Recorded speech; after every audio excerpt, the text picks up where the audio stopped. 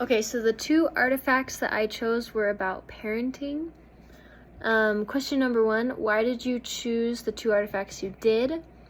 The first one, I thought that it was pretty good advice on how to parent a preschooler, and I thought it would be interesting to see how accurate it really is. And the second one, I thought it was really strange in the picture, so I wanted to see what the rest of the article talked about.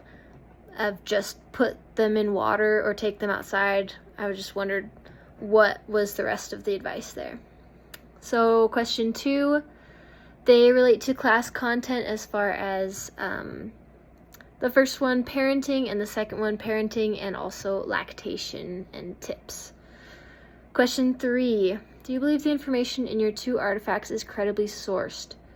So number 1, about parenting preschoolers, it had links on the site embedded in the information that it was explaining, and they did lead to articles, but all of the articles were published on the same site. So they weren't going to a peer-reviewed source or a study that showed this is how many calories your child needs, or this is how much screen time will be good or bad for them. It was just an article written by someone else who also works for that company. So there's a little bit of a conflict of interest there, and it could have been better sourced.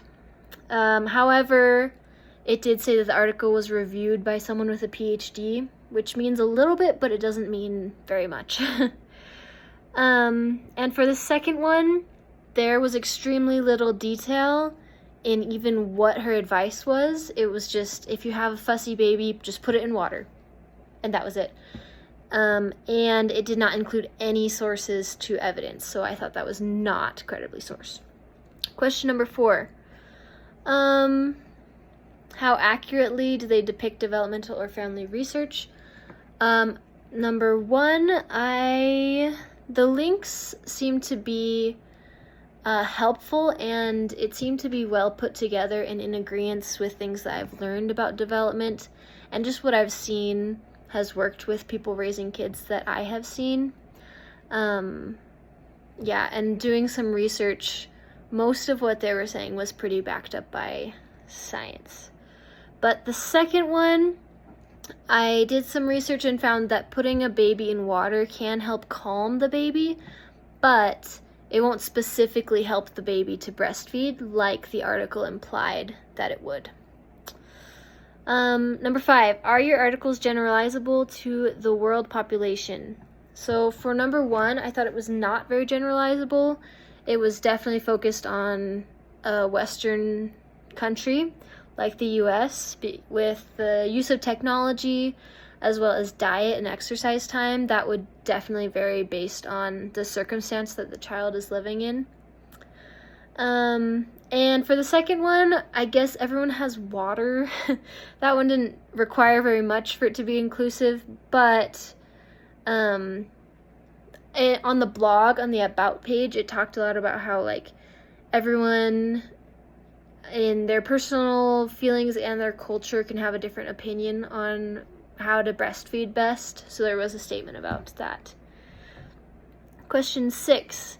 Do you believe your artifacts are pushing a certain narrative without evidence? So the first one, I guess the narrative was that there are certain things that you can do to parent your child better, and I would agree with that. I think that there are things you can do intentionally. And the second one, the narrative was that water helps babies breastfeed, which was not supported by any evidence. 7, have you experienced any confirmation bias? So with the first one, my brother parenting his kid, they do like 0 screen time, pretty much, maybe like half an hour a day. And so I thought that that was really good, and so I think less is better.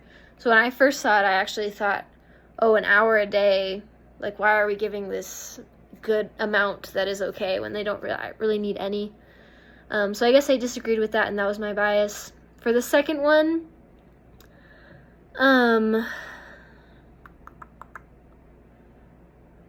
Oh, I think that it assumed that breast is best, and that's something that I've definitely learned in many of my classes. So I would agree with that. But in general, how to address confirmation bias, you need to look at peer-reviewed sources and talk to people from many different backgrounds. Don't just take things at face value, but investigate many different perspectives. And question 8, how would you change each of the articles? The first one, I would change the links to be peer-reviewed articles from different, more credible sources. And the second one, I would add links at all and explain the advice that she was giving so that it seemed more than just a story and an anecdote.